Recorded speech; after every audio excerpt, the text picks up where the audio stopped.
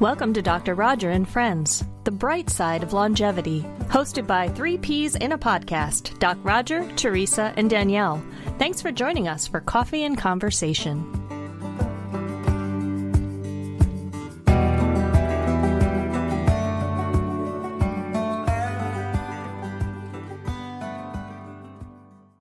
We're hearing, of course, that many states are, quotes, opening up, that we're in the stage of, not my state, Massachusetts, but Florida, California to some extent. I mean, we're beginning to see things opening up.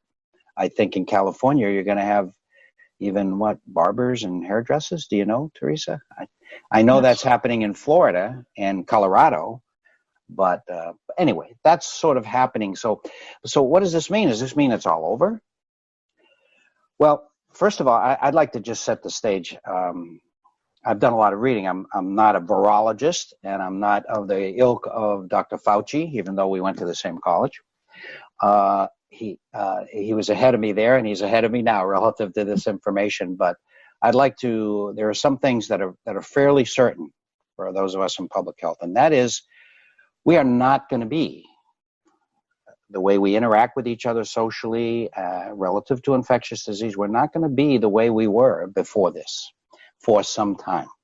I would say the earliest to even be close would be something in the area of 2 years. So things like large sports events with crowds, concerts with crowds, even smaller crowds, small meetings, say at a hotel where you go to a conference.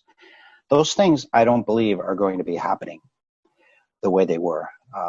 What it's going to require is that we have a vaccine, that we have the kind of testing that tells us whether someone is, quotes, immune. They've had the disease, cannot pass it on, they're not infectious, and they cannot get it. And when we have that information, that only comes with time, as we have studied populations who've had the disease, who have tested the vaccine, all of those things. So vaccine and testing is going to be absolutely necessary. In addition, we're going to have a knowledge of this particular virus and how best to handle it. So that's not going to come for quite a while. The vaccine, our knowledge of testing, the ability to test, and again, the whole idea of herd immunity. When we have a large part of the population, anywhere from 50 to 70%, towards the 70 is what's usually required to be safe. And when that means that a large part of our population, our herd, is immune for one reason or the other, vaccine or have had the disease or whatever, and we know that they're not going to have it. Only then we'll be able to have those things. So in the meantime, it's going to be a hybrid world. We're going to have to, even as we venture out from our homes, there are guidelines, and there's some confusion regarding those guidelines, where they're coming from. Some are coming from administration and from city and governors and that sort of thing. If that advice is in total line with public health, terrific. If it's not, then I think we have to be doing a lot of reading and finding out. So, people are still uncertain as to what to do in these next few months, actually, year and a half.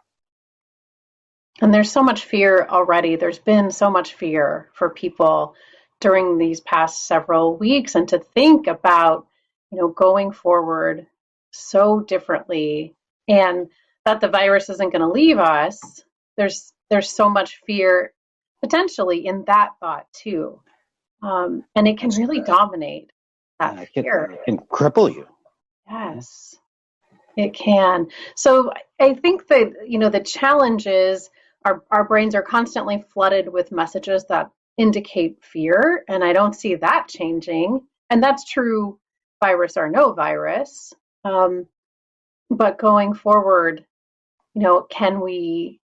how do we start to deal with that fear? Because we can't live in fear for the next, however long. And I think, one solution is getting just a small amount of the right information that we actually need to keep us safe, and then limiting that airtime, and then, of course, as we've said before, flooding our brains with other things that are good for us.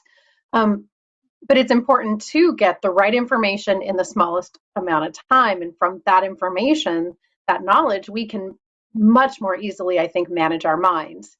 And fortunately, we have one such expert with us. We do indeed. So, Dr. Roger, I would love to ask you a couple questions that I have that I know people have been asking me. So, if you don't mind, I'm gonna throw a few of them out to you. So, for example, I will try to answer them. The word expert, maybe I'm a semi-expert. As I said, there are those who study this for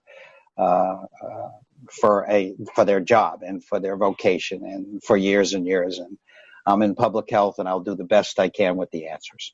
Fair enough. And with a virus that we're still learning about, right? So, my question is, they talk a lot about testing.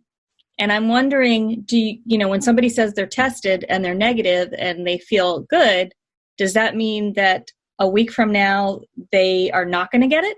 They can get it?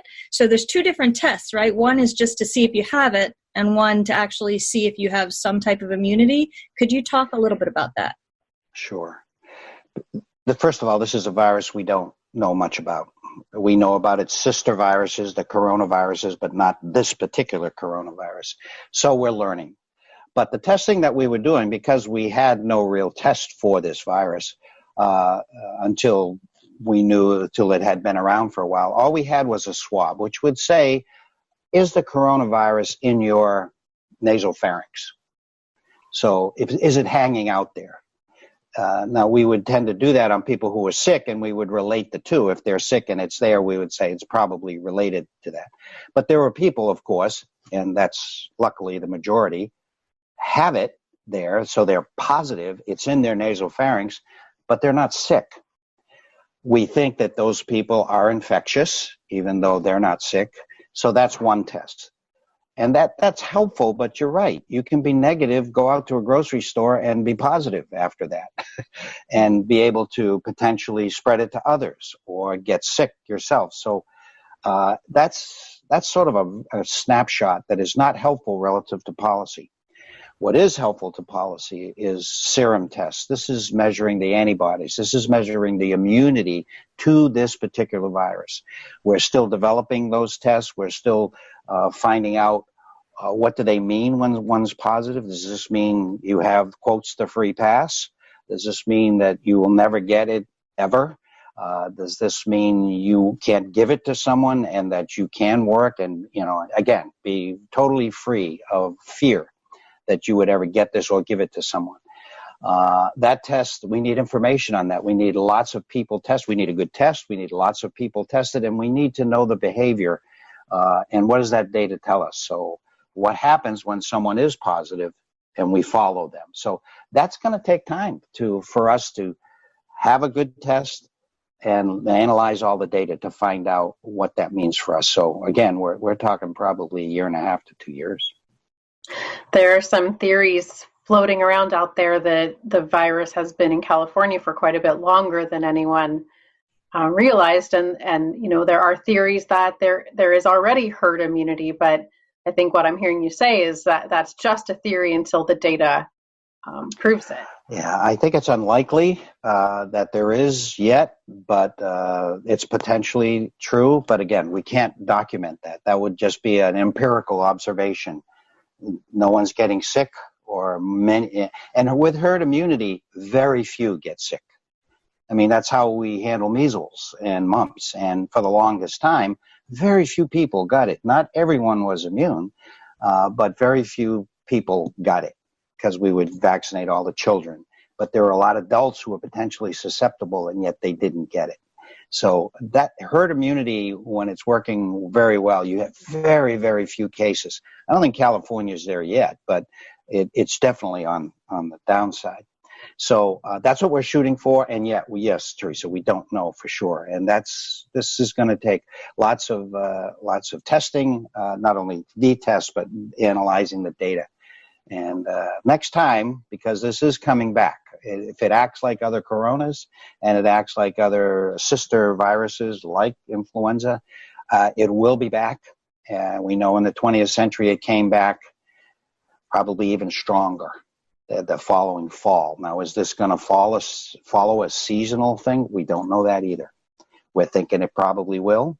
And when it does, Dr. Fauci, I think, just said yesterday that he expects that it's going to come in full force in next year, and potentially even as early as this fall. And so we just have to be prepared. We have to know the enemy, so to speak, as we would say in the military. And we don't know this enemy. But one thing for sure, we will be more prepared. We had better be, the worldwide, with what we need to identify it, take care of it, limit its spread, and be able to get more data so we find out about it. So many more questions. Yeah. So I'll throw one at a time, Doc Roger. So you had mentioned immunity. Can someone potentially be immune even if they've never had it? When you mentioned like there are certain DNA strands. So if I've never had it, could I potentially be somebody who doesn't get it? And if I am somebody who won't get it, would I still be able to give it to somebody else? Okay, that was two questions. Yeah. It's immunity is a fascinating thing. There is the potential that someone could have acquired this in their nasal pharynx, maybe had minimal symptoms so that they didn't even feel sick. It was just being off. And yet their immune system identified this. And immunity means that you have cells that have this in their memory, this particular sequence or this particular virus.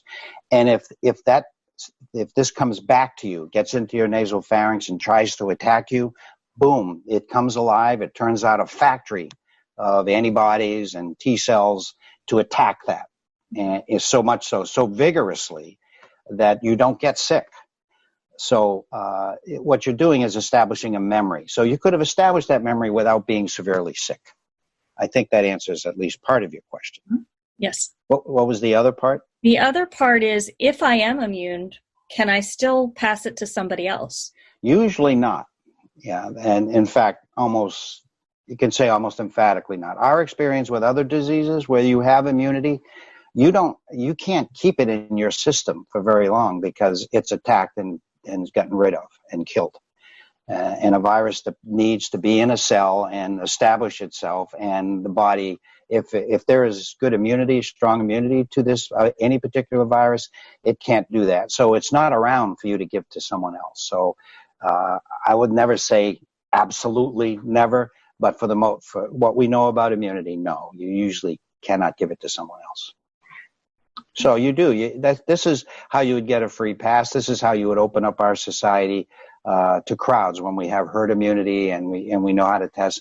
And if someone gets sick, then we track all of the contacts and we can make sure if they're immune, and if they're not, we can give them the vaccine or having given them the vaccine ahead of time so you can go out in crowds and not be concerned that you will get this. So that comes with time. So that's what we're shooting for, so we can return to what we used to call normal.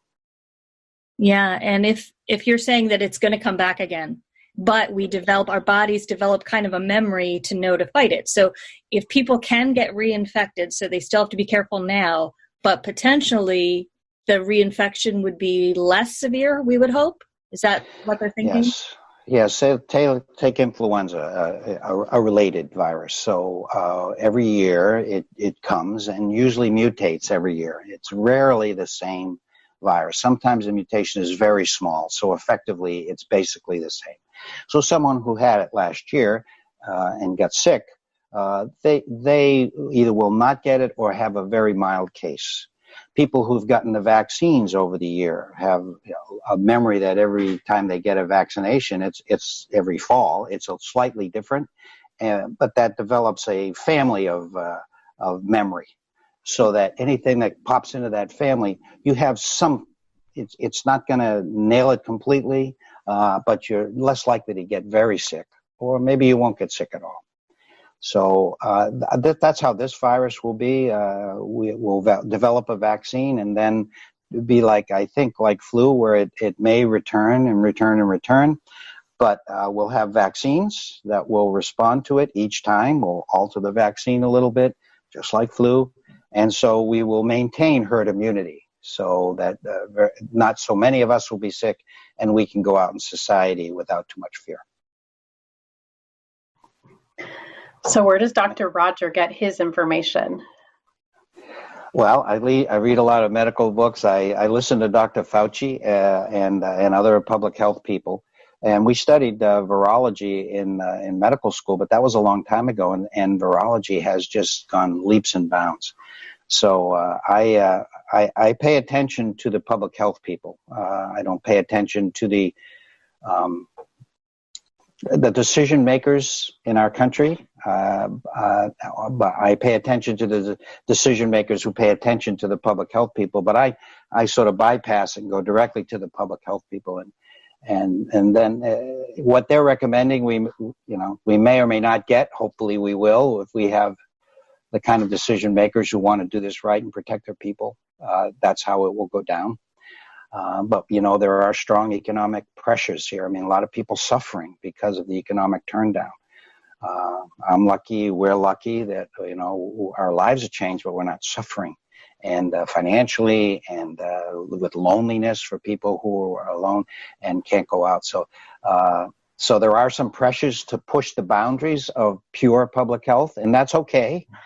But public health can pivot to that and give us their best advice to minimize the danger of getting this or of people who are high risk getting it, because you can't push the boundaries so much with people who are at high risk, because they may get it and die, whereas other people may just get it. We're also finding out, aren't we, that all ages are susceptible. All ages can get it. And it's just that for sure this makes someone so sick. If you've heard people talk about how sick they are, even young people, that people who are compromised otherwise just can't handle that attack. And so they crumble. Whereas a young person gets the same attack and they're just more resilient, and their bodies are more apt to handle that assault that they get and survive. But so we have to pay attention to who's at risk, and so a lot of the policy will be regarding that too. And you all heard that's why we wear masks, to protect the other person. And you actually touched on something. You made a really good point, because I heard on the news there are people who don't know that they have a pre-existing condition, where somebody very young in their 20s has died because they didn't know there was something going on. So as of right now, there is no free pass for people. We all kind of have to be cautious. Absolutely. And we're, as we step out, I think we're going to get guidelines, but I think social distancing is going to continue. Unless you have a group of people who you are close to, like a family or an extended family. And we're going to have to mask. You'll be seeing masks, maybe not all the time, but you'll see a lot more masks than we saw before, which were essentially none. So masks will be a part of it. Handshaking, hugging, those sort of close, intimate contacts will be able to occur in families who are together, not families who visit from the West Coast and come visit you, and all of a sudden you just go because you just don't know. But as soon as we know who has it, who doesn't, and we begin to have that's the first thing, and how it behaves, and then the vaccine. And then be able to see herd immunity. When we have that herd immunity, then we can pretty much return to just about where we were. But that'll be a while.